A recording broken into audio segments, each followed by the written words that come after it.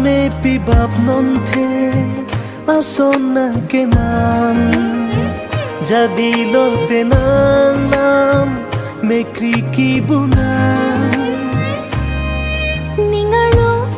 lapuan kaching ho ni nang pan bontana ni dungpin kisom dun hamacha sampung ve me okang tan chim so se ne pan ke chok che udam de rupa banga pan